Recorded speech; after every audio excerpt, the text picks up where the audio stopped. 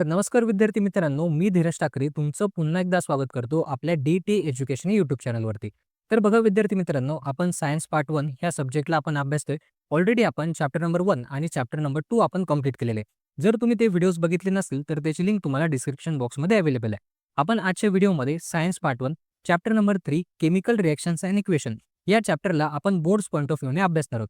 म्हणजे सगळ्यात आधी हे चॅप्टर आपण समजून घेणार आहोत. त्यानंतर ह्या चॅप्टरमधले कुठले क्वेश्चन्स आहेत जे तुम्हाला बोर्ड एक्झाममध्ये विचारले जाऊ शकतात, ते सर्व क्वेश्चन आपण आजच्या व्हिडिओमध्ये बघणार आहोत. त्यामुळे व्हिडिओ काळजीपूर्वक बघा. तर बघा, सगळ्यात आधी आपल्याला ह्या चॅप्टरमधले कुठले टॉपिक्स आहेत जे आपल्याला अभ्यासायचे असणार आहेत ते आधी आपण बघूया. तर बघा, पहिला टॉपिक असणार आहे केमिकल रिएक्शन. आता बघा, चॅप्टरचं नावच केमिकल रिएक्शन्स अँड इक्वेशन्स आहे. म्हणजे आपल्याला पूर्ण चॅप्टरमध्ये केमिकल रिएक्शन्स बद्दल अभ्यासायचं असणार आहे. त्यानंतर पुढचा टॉपिक आहे फिजिकल अँड केमिकल चेंज. आता बघा, ह्या टॉपिकवरती तुम्हाला 2023च्या परीक्षेमध्ये प्रश्न विचारला गेलेला आहे. म्हणजे हा देखील टॉपिक आपल्याला आय-एम-पी असणार आहे. त्यानंतर पुढचा टॉपिक आहे टाइप्स ऑफ केमिकल रिएक्शन. आता बघा, ह्या चॅप्टरमधला मोस्ट आय-एम-पी टॉपिक असणार आहे. कारण बघा, ह्या टॉपिकवरती जवळपास दरवर्षी तुम्हाला प्रश्न विचारला जातो. म्हणजे ह्या टॉपिकवरती तुम्हाला 2026 मध्ये देखील प्रश्न विचारला जाऊ शकतो. त्यानंतर पुढचा टॉपिक आहे रिडॉक्स रिएक्शन. यावरती देखील तुम्हाला 2024 मध्ये प्रश्न विचारला गेलेला आहे. त्यानंतर पुढचा टॉपिक आहे factors affecting rate of reaction. हा देखील टॉपिक तुम्हाला 2024च्या परीक्षेमध्ये विचारला गेलेला आहे. त्यानंतर पुढचा टॉपिक आहे ऑक्सिडेशन अँड रिडक्शन रिएक्शन. यावरती देखील तुम्हाला 2023च्या परीक्षेमध्ये प्रश्न विचारला गेलेला आहे. आणि शेवटचा टॉपिक आहे करोजन आणि रॅन्सिडिटी. हे दोघी टॉपिक आपल्याला अभ्यासायचे असणार आहेत. तर बघा, ह्या पूर्ण चॅप्टरमध्ये हे काही टॉपिक्स आहेत जे आपल्याला अभ्यासायचे असणार आहेत. आता बघा, आपला पहिला टॉपिक आहे केमिकल रिएक्शन्स. तर सगळ्यात आधी केमिकल रिएक्शन्स म्हणजे काय, यासाठी रिएक्शन म्हणजे काय हे आधी आपण समजून घेऊ. आता बघा, आपण रिएक्शन कशाला म्हणतो, जेव्हा दोन वस्तू आपण एकत्र करतो तिसरी वस्तू तयार करण्यासाठी, त्याला आपण रिएक्शन असं म्हणतो. आता केमिकल रिएक्शन म्हणजे काय, तर बघा, जेव्हा दोन किंवा दोनापेक्षा जास्त रिएक्टंट केमिकली एकत्र येतात एक नवीन प्रोडक्ट तयार करण्यासाठी, त्याला आपण केमिकल रिएक्शन असं म्हणतो. तर बघा, when two or more reactant combine chemically with each other to form a new product is called a chemical reaction. आता बघा, ही डेफिनेशन तुम्हाला 1 मार्क्ससाठी आय-एम-पी असणार आहे. ही डेफिनेशन तुम्हाला लक्षात ठेवायची. यानंतर बघा, आपला दुसरा टॉपिक आहे फिजिकल अँड केमिकल चेंज. तर बघा, तुमच्या टेक्स्टबुकमध्ये हा टेबल दिलेला आहे. या टेबलवरती देखील तुम्हाला बोर्ड एक्झाममध्ये क्वेश्चन विचारले गेलेले आहेत. तर सगळ्यात आधी फिजिकल चेंज म्हणजे काय आणि केमिकल चेंज म्हणजे काय ते आधी आपण समजून घेऊ. आता बघा, फिजिकल चेंज म्हणजे काय, याला आपण रिव्हर्सिबल चेंज असं म्हणतो. म्हणजे एखाद्या गोष्टीचं रूपांतर दुसऱ्या गोष्टीमध्ये केलं, परत त्या दुसऱ्या गोष्टीवरती आपण काहीतरी प्रोसेस केली, परत ती गोष्ट आपल्याला ओरिजिनल फॉर्ममध्ये मिळते, त्याला आपण फिजिकल चेंज असं म्हणतो. त्यानंतर केमिकल चेंज म्हणजे काय, तर बघा, केमिकल चेंज याला आपण इरिव्हर्सिबल चेंज असं म्हणतो. म्हणजे एकदा चेंज झाला की झाला, तो परत ओरिजिनल फॉर्ममध्ये आपल्याला मिळत नाही, त्याला आपण केमिकल चेंज असं म्हणतो. आता उदाहरणावरून नीट लक्षात घ्या की फिजिकल चेंज म्हणजे काय आणि केमिकल चेंज म्हणजे काय. तर बघा, पहिलं एक्झाम्पल आहे transformation of ice into water. तर बघा, बर्फाचं पाण्यामध्ये रूपांतर झालं, परत जर आपण पाण्याला फ्रीज केलं तर आपल्याला परत बर्फ मिळवता येतो. म्हणजे हा असणार आहे तुमचा फिजिकल चेंज. त्यानंतर कुकिंग ऑफ अ फूड. तर बघा, एकदा अन्न शिजवलं की शिजवलं ते आपल्याला परत कच्चं करता येतं का, तर नाही, तर हा असणार आहे तुमचा केमिकल चेंज. त्यानंतर तिसरं एक्झाम्पल आहे रायपनिंग ऑफ अ फ्रूट. आता बघा, एकदा की एखादं फळ पिकलं ते आपल्याला परत कच्चं करता येतं का, तर नाही, तर हा देखील असणार आहे तुमचा केमिकल चेंज. त्यानंतर बघा, चौथं एक्झाम्पल आहे मिल्क टर्न इंटू कर्ड. आता बघा, दुधाचं दह्यामध्ये रूपांतर झालं, दह्यापासून परत दूध बनवता येतं का, तर नाही, तर हा असणार आहे तुमचा केमिकल चेंज. यानंतर पाचवं एक्झाम्पल आहे इव्हॅपोरेशन ऑफ वॉटर. तर बघा, पाण्याचं बाष्पीभवन झालं तर परत आपल्याला पाणी मिळवता येतं, तर हा असणार आहे तुमचा फिजिकल चेंज. यानंतर बघा, 6वं एक्झाम्पल आहे digestion of food in a stomach. तर बघा, हा असणार आहे तुमचा केमिकल चेंज. त्यानंतर 7वं एक्झाम्पल आहे size reduction of naphthalene balls expose to air. तर बघा, हे एक्झाम्पल नीट लक्षात ठेवा. तर सगळ्यात आधी नॅफ्थॅलिन बॉल्स म्हणजे काय ते नीट समजून घ्या. तर बघा, नॅफ्थॅलिन बॉल्स हे सॉलिड बॉल्स असतात. जेव्हा ते एअरच्या कॉन्टॅक्टमध्ये येतात ते इव्हॅपोरेट होतात. आता बघा, ही जी प्रोसेस असते ही प्रोसेस सॉलिड फॉर्ममधनं डायरेक्ट गॅसेस फॉर्ममध्ये होत असते. यालाच आपण सब्लिमेशन असं देखील म्हणतो. आता बघा, ह्याच प्रोसेसला आपण फिजिकल चेंज असं देखील म्हणत असतो. तर हे एक्झाम्पल नीट लक्षात ठेवा. हे एक्झाम्पल तुमचं फिजिकल चेंजचं एक्झाम्पल असणार आहे. त्यानंतर पुढे आहे स्टेनिंग ऑफ शहाबाद और Kadapa tiles bye a lemon juice. आता बघा, तुमच्या घरामध्ये जुने गॅस ओटे असतील त्याच्यावरती कडप्पा स्टाईल्स बसवले असतात. आता बघा, त्या स्टाईल्सवरती किंवा त्या कडप्प्यावरती जर आपण लिंबूचा रस पिळला तर त्याच्यावरती पांढरे डाग पडतात. तर ते कशामुळे पडतात, तर त्या केमिकल चेंजमुळे पडत असतात. यालाच आपण केमिकल चेंज असं देखील म्हणतो. तर बघा, हे देखील एक्झाम्पल नीट लक्षात ठेवा. त्यानंतर शेवटचे एक्झाम्पल आहे breaking of a glass object on falling from a height. आता बघा, काचेचा एखादा ग्लास जर फुटला तर तो परत आपल्याला जोडता येतो, म्हणजे परत ओरिजिनल फॉर्ममध्ये मिळवता येतो. तर हा असणार आहे तुमचा फिजिकल चेंज. आता बघा, ह्या टॉपिकमध्ये फक्त एक्झाम्पल नीट लक्षात ठेवा आणि फिजिकल चेंज काय असतं आणि केमिकल चेंज काय असतं हे नीट समजून घ्या. यानंतर बघा, पुढचा टॉपिक आहे टाइप्स ऑफ केमिकल रिएक्शन. आता बघा, आपल्याला एकूण 4 टाईपच्या रिएक्शन्स अभ्यासायचे असणार आहेत. यामध्ये आपली पहिली रिएक्शन आहे कॉम्बिनेशन रिएक्शन. आता बघा कॉम्बिनेशन रिएक्शन म्हणजे काय? तर बघा जेव्हा 2 रिएक्टंट एकत्र येतात, एक सिंगल प्रॉडक्ट तयार करण्यासाठी त्याला आपण कॉम्बिनेशन रिएक्शन असं म्हणतो. तर बघा when 2 or more reactant combine together to form a single product is called a combination reaction. आता बघा ह्या रिएक्शनमध्ये या ठिकाणी 2 रिएक्टंट दिसतायत आणि एक सिंगल प्रॉडक्ट तयार होताना दिसतोय. तर ही रिएक्शन तुमची कॉम्बिनेशन रिएक्शन असणार आहे. आता ही रिएक्शन आयडेंटिफाय करण्यासाठी हा सिंपल फॉर्मॅट लक्षात ठेवा. याच्यावरून तुम्ही कॉम्बिनेशन रिएक्शन आयडेंटिफाय करू शकतात. यानंतर दुसरा टाइप आहे डिकंपोजिशन रिएक्शन. आता डिकंपोजिशन रिएक्शन म्हणजे काय? तर बघा ज्या रिएक्शनमध्ये एका सिंगल रिएक्टंट पासून 2 किंवा 2पेक्षा जास्त प्रॉडक्ट तयार होतात, त्याला आपण डिकंपोजिशन रिएक्शन असं म्हणतो. तर बघा when a single reactant break down into 2 or more product is called a decomposition reaction. यासाठी ही रिएक्शन लक्षात ठेवा. तर बघा ह्या रिएक्शनमध्ये एक सिंगल रिएक्टंट दिसतोय आणि ह्या ठिकाणी 2 प्रॉडक्ट तयार होताना दिसतायत. तर ही रिएक्शन तुमची डिकंपोजिशन रिएक्शन असणार आहे. आता ही रिएक्शन आयडेंटिफाय करण्यासाठी हा सिंपल फॉर्मॅट लक्षात ठेवा. याच्यावरून तुम्ही डिकंपोजिशन रिएक्शन आयडेंटिफाय करू शकतात. यानंतर तिसरा टाइप आहे डिस्प्लेसमेंट रिएक्शन. आता डिस्प्लेसमेंट रिएक्शन काय असते? तर बघा ह्या रिएक्शनमध्ये जे मोर रिएक्टिव्ह एलिमेंट असतात ते लेस रिएक्टिव्ह एलिमेंटला डिस्प्लेस करतात. त्यालाच आपण डिस्प्लेसमेंट रिएक्शन असं म्हणतो. तर बघा a more reactive element displace a less reactive element to form a compound is called a displacement reaction. आता डिस्प्लेसमेंट रिएक्शन आयडेंटिफाय करण्यासाठी हा सिंपल फॉर्मॅट लक्षात ठेवा. यावरून तुम्ही डिस्प्लेसमेंट रिएक्शन आयडेंटिफाय करू शकतात. आता बघा ही रिएक्शन तुम्हाला दिलेली आहे. या रिएक्शनमध्ये Zn हा रिएक्ट होतोय CuSO4 सोबत आणि प्रोडक्ट तयार करतो ZnSO4 प्लस Cu. आता बघा ह्या रिएक्शनमध्ये तुमचा Zn म्हणजे झिग हा तुमचा मोर रिएक्टिव्ह असणार आहे. तो जेव्हा प्रोडक्ट तयार करतो तेव्हा हा कॉपरला डिस्प्लेस करतोय. या रिएक्शनला आपण डिस्प्लेसमेंट रिएक्शन असं म्हणतो. ज्या रिएक्शनमध्ये मोर रिएक्टिव्ह एलिमेंट लेस रिएक्टिव्ह एलिमेंटला डिस्प्लेस करतो त्याला आपण डिस्प्लेसमेंट रिएक्शन असं म्हणतो. त्यानंतर चौथा टाइप आहे डबल डिस्प्लेसमेंट रिएक्शन. आता बघा डबल डिस्प्लेसमेंट रिएक्शन म्हणजे काय? तर बघा ह्या रिएक्शनमध्ये रिएक्टंटमधले आयन्स एक्सचेंज होतात प्रेसिपिटेट तयार करण्यासाठी.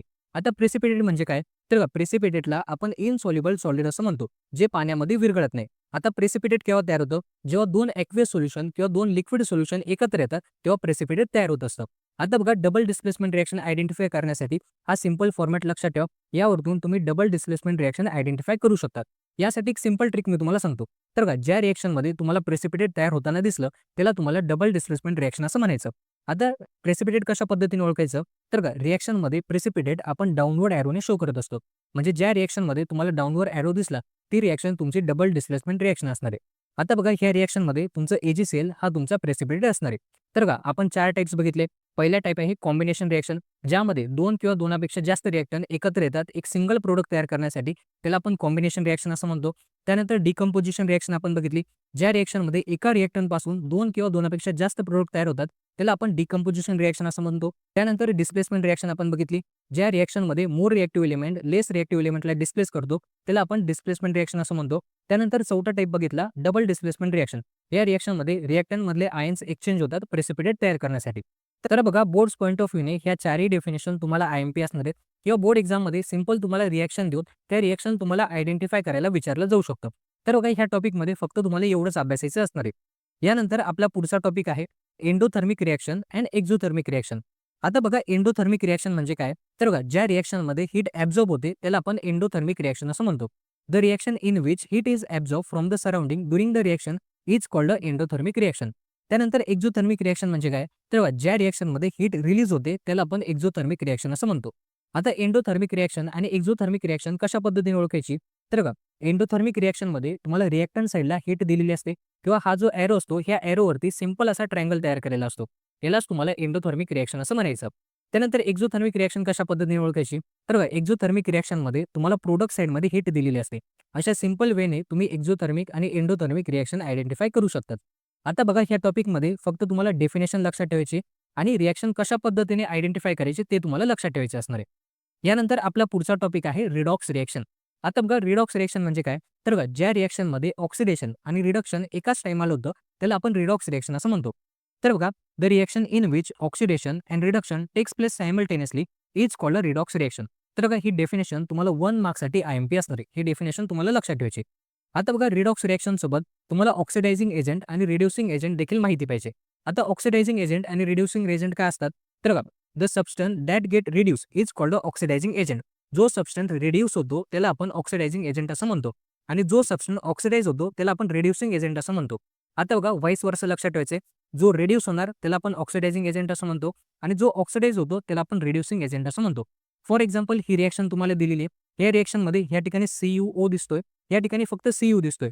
म्हणजे Cuचं रिडक्शन झालं. याला आपण ऑक्सिडायझिंग एजंट असं म्हणणार आणि या ठिकाणी H2 तुम्हाला दिसतोय आणि ह्या ठिकाणी H2O तुम्हाला दिसतोय. म्हणजे H2चं ऑक्सिडेशन झालेलं आहे. तर हा तुमचा रिड्युसिंग एजंट असणार आहे. तर अशा पद्धतीने तुम्हाला रिड्युसिंग एजंट आणि ऑक्सिडायझिंग एजंट तुम्हाला लक्षात ठेवायचे. तर ह्या टॉपिकमध्ये फक्त तुम्हाला डेफिनेशन IMP असणार आहे. जर तुम्हाला एक्सप्लेन करायला विचारलं गेलं, तर तुम्हाला हे देखील एक्सप्लेन करायचं असणार आहे. तर बघा 3 मार्क्ससाठी यावरती तुम्हाला बोर्ड एक्झाममध्ये क्वेश्चन विचारला जाऊ शकतो. यानंतर पुढचा टॉपिक आहे factor affecting the rate of chemical reaction. आता बघा यामध्ये टोटल 5 फॅक्टर आपल्याला बघायचे. तर पहिला फॅक्टर आहे नेचर ऑफ रिएक्टन्स. यामध्ये काय लक्षात ठेवणार? तर बघा ज्या रिएक्टंटची रिएक्टिव्हिटी जास्त असेल त्याची रिएक्शन फास्टर होणार. ज्या रिएक्टंटची रिएक्टिव्हिटी कमी असेल त्याची रिएक्शन स्लोअर साईडला होणार. आता यासाठी एक एक्झाम्पल आहे. हे एक्झाम्पल देखील तुम्हाला IMP असणार आहे. बोर्ड एक्झाममध्ये विचारलं जाऊ शकतं. आता एक्झाम्पल काय दिलेलं आहे? तर बघा aluminium react faster with dilute HCl than the zinc. आता याचं कारण तुम्ही काय लिहिणार? तर बघा कारण असणार आहे ॲल्युमिनियम हा मोर रिएक्टिव्ह आहे झिंकपेक्षा. त्याच्यामुळे ॲल्युमिनियम लवकर रिएक्ट होतो डायल्यूट HCl सोबत. हे एक्झाम्पल तुम्हाला लक्षात ठेवायचे. 1 मार्क्ससाठी बोर्ड एक्झाममध्ये तुम्हाला विचारलं जाऊ शकतं. आता बघा नेचर ऑफ रिएक्टंटमध्ये काय लक्षात ठेवणार? Higher reactivity, higher rate of reaction एवढंच तुम्हाला लक्षात ठेवायचं. यानंतर पुढे आहे साईज ऑफ अ पार्टिकल. आता बघा यासाठी एक उदाहरण लक्षात घ्या. तुमच्या घरामध्ये मीठ आहे. ते मीठ जर तुम्ही पाण्यामध्ये टाकलं तर त्याला विरघळायला कमी वेळ लागतो आणि दुसरं आणखी एक मीठ असतं त्याला आपण खडे मीठ असं म्हणतो. ते जर तुम्ही पाण्यामध्ये टाकलं तर त्याला विरघळण्यासाठी जास्त वेळ लागतो. याच्यावरून काय लक्षात येतं? ज्याची साईज कमी असते त्याची रिएक्शन फास्टर होते आणि ज्याची साईज जास्त असते त्याची रिएक्शन स्लोअर साईडला होते. आता यामध्ये काय लक्षात ठेवणार? Smaller the size faster the reaction एवढंच तुम्हाला यामध्ये लक्षात ठेवायचं असणार आहे. यानंतर तिसरा फॅक्टर आहे कन्सन्ट्रेशन ऑफ रिएक्टंट. तर सगळ्यात आधी कन्सन्ट्रेशन म्हणजे काय ते नीट समजून घ्या. यासाठी एक सिंपल एक्झाम्पल मी तुम्हाला सांगतो. तर बघा तुम्ही घरी चहा ठेवतात. जर चहामध्ये तुम्ही कमी साखर टाकली त्याला तुम्हाला म्हणायचे लेस कन्सन्ट्रेशन आणि जर तुम्ही चहामध्ये जास्त साखर टाकली त्याला तुम्हाला म्हणायचे हायर कन्सन्ट्रेशन. कळालं? लेसर कन्सन्ट्रेशन म्हणजे काय आणि हायर कन्सन्ट्रेशन म्हणजे काय? आता बघा कन्सन्ट्रेशन कशा पद्धतीने अफेक्ट करतं? तर बघा ज्या रिएक्टंटचं कन्सन्ट्रेशन हायर असणार आहे त्याची रिएक्शन फास्टर होणार. एवढंच तुम्हाला लक्षात ठेवायचं आहे. Higher concentration faster the reaction. त्यानंतर चौथा फॅक्टर आहे टेम्परेचर. आता टेम्परेचर अगदी सिंपल फॅक्टर आहे. जर आपण टेम्परेचर इन्क्रीज केलं तर रिएक्शन फास्टर होणार. एवढंच तुम्हाला यामध्ये लक्षात ठेवायचं आहे. यानंतर पाचवा फॅक्टर आहे कॅटलिस्ट. आता कॅटलिस्ट कशा पद्धतीने अफेक्ट करतो? याआधी कॅटलिस्ट म्हणजे काय ते नीट समजून घ्या. आता बघा यासाठी एक एक्झाम्पल मी तुम्हाला सांगतो म्हणजे कॅटलिस्ट तुम्हाला इझिली समजणार आहे. आता बघा 2 विद्यार्थ्यांची भांडण चालू आहे. ती भांडण ऑलमोस्ट संपत आली. त्यामध्येच लगेच तिसरा विद्यार्थी येतो. तिसरा विद्यार्थी आल्यानंतर त्या दोन्ही विद्यार्थ्यांमध्ये काहीतरी सांगून जातो आणि परत भांडण जोराने सुरुवात होते. आता जो तिसरा विद्यार्थी असतो त्याला आपण कॅटलिस्ट असं म्हणतो. आता कॅटलिस्ट काय करतो? तो रिएक्शनमध्ये इन्व्हॉल्व न होता फक्त रेट ऑफ केमिकल रिएक्शनला इन्क्रीज करतो. त्याला आपण कॅटलिस्ट असं म्हणतो. आता याची डेफिनेशन काय असणार आहे? तर बघा अ substance which increase the rate of chemical reaction without itself undergoing any chemical is called a catalyst. आता बघा ही डेफिनेशन देखील तुम्हाला 1 मार्क्ससाठी IMP असणार आहे. ही डेफिनेशन देखील तुम्हाला लक्षात ठेवायची आहे. आता बघा कॅटलिस्ट काय करतो? तर बघा कॅटलिस्ट फक्त रेट ऑफ रिएक्शनला इन्क्रीज करत असतो हे तुम्हाला लक्षात ठेवायचं आहे किंवा स्पीड अप करत असतो हा शब्द तुम्हाला लक्षात ठेवायचा आहे. आता बघा MnO2 हा तुमचा कॅटलिस्ट असणार आहे. तर बघा MCQ मध्ये तुम्हाला विचारला जाऊ शकतो. तर बघा MnO2 हा स्पीड अप करतो डिकम्पोजिशन ऑफ KClO3 आणि H2O2 ला. तर बघा हे 5 फॅक्टर तुम्हाला लक्षात ठेवायचे असणार आहेत. पहिला फॅक्टर आहे नेचर ऑफ रिएक्टंट. तर बघा ज्याची रिएक्टिव्हिटी जास्त असणार आहे त्याची रिएक्शन फास्टर होणार. त्यानंतर दुसरा फॅक्टर आहे साईज ऑफ अ पार्टिकल्स. आता ज्याची साईज कमी असणार आहे त्याची रिएक्शन फास्टर होणार. त्यानंतर तिसरा फॅक्टर आहे कन्सन्ट्रेशन. ज्याचं कन्सन्ट्रेशन जास्त असणार त्याची रिएक्शन फास्टर होणार. त्याच्यानंतर चौथा फॅक्टर आहे तुमचा टेम्परेचर. ज्याचं टेम्परेचर जास्त असणार रिएक्शन फास्टर होणार. आणि पाचवा फॅक्टर आहे कॅटलिस्ट. कॅटलिस्ट फक्त रेट ऑफ रिएक्शनला इन्क्रीज करत असतो किंवा स्पीड अप करत असतो. हे 5 फॅक्टर तुम्हाला लक्षात ठेवायचे असणार आहेत. यानंतर आपला पुढचा टॉपिक आहे ऑक्सिडेशन अँड रिडक्शन रिएक्शन. आता बघा सगळ्यात आधी ऑक्सिडेशन म्हणजे काय ते आधी आपण समजून घेऊ. तर बघा ऑक्सिडेशन काय असतं? तर बघा the chemical reaction in which reactant combine with oxygen or lose hydrogen to form a product is called oxidation reaction. आता बघा ज्या रिएक्शनमध्ये रिएक्टंट हा ऑक्सिजन सोबत कंबाईन होतो किंवा हायड्रोजनला लूज करतो त्याला आपण ऑक्सिडेशन रिएक्शन असं म्हणतो. तर बघा एक्झाम्पल म्हणून ॲडिशन ऑफ ऑक्सिजन. आता बघा 2 Mg + O2 फॉर्म 2 MgO. आता बघा ह्या रिएक्शनमध्ये ह्या ठिकाणी Mg तुम्हाला दिसतोय. इकडे जाताना MgO झालेला आहे म्हणजे ऑक्सिजन गेन केलेला आहे. याला आपण ऑक्सिडेशन असं म्हणतो. त्यानंतर रिमूव्हल ऑफ हायड्रोजन. यामध्ये या ठिकाणी तुम्हाला H2S दिसतोय. या ठिकाणी फक्त सिंगल S दिसतोय म्हणजे ह्या ठिकाणी हायड्रोजन लूज झाला. याला देखील आपण ऑक्सिडेशन असं म्हणत असतो. ऑक्सिडेशन म्हणजे काय? कळालं? ज्या रिएक्शनमध्ये रिएक्टंट ऑक्सिजन सोबत कंबाईन होतो किंवा हायड्रोजनला लूज करतो त्याला आपण ऑक्सिडेशन असं म्हणतो. यानंतर पुढे आहे रिडक्शन म्हणजे काय? तर बघा ज्या केमिकल रिएक्शनमध्ये रिएक्टंट हा कंबाईन होतो हायड्रोजन सोबत आणि ऑक्सिजनला लूज करतो त्याला आपण रिडक्शन रिएक्शन असं म्हणतो. यासाठी एक्झाम्पल लक्षात घ्या. तर बघा रिमूव्हल ऑफ ऑक्सिजन. यामध्ये ही रिएक्शन तुम्हाला दिलेली आहे. या ठिकाणी तुम्हाला CuO दिसतोय आणि ह्या ठिकाणी फक्त Cu दिसतोय. म्हणजे कॉपर ऑक्साईडमधनं ऑक्सिजन लूज झाला, याला आपण रिडक्शन असं म्हणतो. म्हणजे रिएक्टंटमधनं जर ऑक्सिजन लूज झाला, तर त्याला आपण रिडक्शन असं म्हणणार. त्यानंतर ॲडिशन ऑफ हायड्रोजन, यामध्ये तुम्हाला N2 दिसतोय आणि ह्या ठिकाणी तुम्हाला 2NH3 दिसतोय. म्हणजे या ठिकाणी नायट्रोजन गेन केला हायड्रोजनने, याला आपण रिडक्शन असं म्हणतो. आता ऑक्सिडेशन आणि रिडक्शन म्हणजे काय नीट समजून घ्या. ऑक्सिडेशन काय असणार आहे? रिएक्टंट जर ऑक्सिजन सोबत कंबाईन झाला किंवा रिएक्टंटने हायड्रोजनला लूज केलं, त्याला आपण ऑक्सिडेशन असं म्हणतो. आणि रिडक्शन म्हणजे काय? तर बघा, ऑक्सिजन जर लूज केला किंवा हायड्रोजन गेन केला, आपण रिडक्शन असं म्हणतो. हे 2 टॉपिक तुम्हाला नीट लक्षात ठेवायचे आहेत. यामध्ये तुम्हाला डेफिनेशन IMP असणार आहे. 1 मार्क्ससाठी तुम्हाला डेफिनेशन विचारली जाऊ शकते किंवा तुम्हाला रिएक्शन देऊन तुम्हाला टाइप आयडेंटिफाय करायला विचारलं जाऊ शकतं. त्यानंतर पुढचा टॉपिक आहे करोजन आणि रेन्सिडिटी. आता बघा, ह्या टॉपिकमध्ये फक्त आपल्याला डेफिनेशन IMP असणार आहे. डेफिनेशन तुम्हाला बोर्ड एक्झाममध्ये विचारली जाते. तर सगळ्यात आधी करोजन म्हणजे काय? आता बघा, कुठलीही लोखंडाची गोष्ट जेव्हा तुम्ही हवेच्या संपर्कामध्ये ठेवतात, त्याचं एअर ऑक्सिडेशन होतं. आता एअर ऑक्सिडेशन झाल्यामुळे त्या लोखंडाच्या वस्तूवरती गंज चढतो. त्या प्रोसेसला आपण करोजन असं म्हणतो. आता बघा, ह्या टॉपिकमध्ये तुम्हाला करोजनची डेफिनेशन IMP असणार आहे. त्यानंतर रस्टची डेफिनेशन तुम्हाला IMP असणार आहे. या दोन्ही डेफिनेशन तुम्हाला लर्न करायचे असणार आहेत. त्यानंतर पुढचा टॉपिक आहे रेन्सिडिटी. आता रेन्सिडिटी काय असते, यासाठी एक सिंपल एक्झाम्पल मी तुम्हाला सांगतो. आता बघा, तुमच्या घरामध्ये लोणचं आहे. बऱ्याच वेळा तुमची आई तुम्हाला लोणच्याच्या बरणीला हात लावू देत नाही. आता का लावू देत नाही? बऱ्याच वेळा तुम्ही लोणचं काढताना लोणच्याची बरणी ओपनच सोडून जातात. आता लोणच्याची बरणी ओपन सोडल्यामुळे त्या बरणीमध्ये हवा घुसते. हवा घुसल्यामुळे त्या लोणच्यामधलं असलं फॅट्स किंवा ऑइल्स याचं एअर ऑक्सिडेशन होतं. आता एअर ऑक्सिडेशन झाल्यामुळे त्याच्यामध्ये एक फोल्ड ऑर्डर किंवा त्याची चव बदलते. यालाच आपण बुरशी चढणे असं देखील म्हणतो. आता ही जी प्रोसेस असते, यालाच आपण रॅन्सिडिटी असं म्हणतो. आता बघा, लोणच्याची बरणी त्याच्यामध्ये बुरशी लागू नये याच्यासाठी आपण काय करत असतो? तर बघा, त्या लोणच्याला आपण एअरटाईट कंटेनरमध्ये स्टोअर करत असतो किंवा आपण अँटी ऑक्सिडंट यूज करत असतो. आता रेन्सिडिटी प्रिव्हेंट करण्यासाठी 2 मेजर्स लक्षात ठेवा. एक तर आपण अँटी ऑक्सिडंट यूज करणार किंवा फूडला आपण एअरटाईट कंटेनरमध्ये स्टोअर करणार आहेत. याच्यामध्ये डेफिनेशन नीट लक्षात ठेवा आणि कुठले प्रिव्हेंटिव्ह मेजर आपण यूज करतो ते तुम्हाला लक्षात ठेवायचे असणार आहेत. तर बघा, ह्या टॉपिकमध्ये फक्त तुम्हाला करोजनची डेफिनेशन, त्यानंतर रस्टची डेफिनेशन, त्यानंतर रेन्सिडिटी काय असते आणि रेन्सिडिटी कशा पद्धतीने प्रिव्हेंट करायची हे तुम्हाला लक्षात ठेवायचं असणार आहे. यामध्ये तुम्हाला 2 मार्क्ससाठी सिंपल क्वेश्चन विचारले जाऊ शकतात. तर बघा, ह्या चॅप्टरची पूर्ण थिअरी आपण कव्हर केलेली आहे. आता चॅप्टरमधले काही इम्पॉर्टंट पॉईंट्स आहेत जे तुम्हाला MCQजमध्ये विचारले जाऊ शकतात. ते पॉईंट्स तुम्हाला नीट लक्षात ठेवायचे आहेत. आता पहिला पॉईंट आहे, the crystal of a ferrous sulphate are pale green in colour. हा पॉईंट तुम्हाला लक्षात ठेवायचा आहे.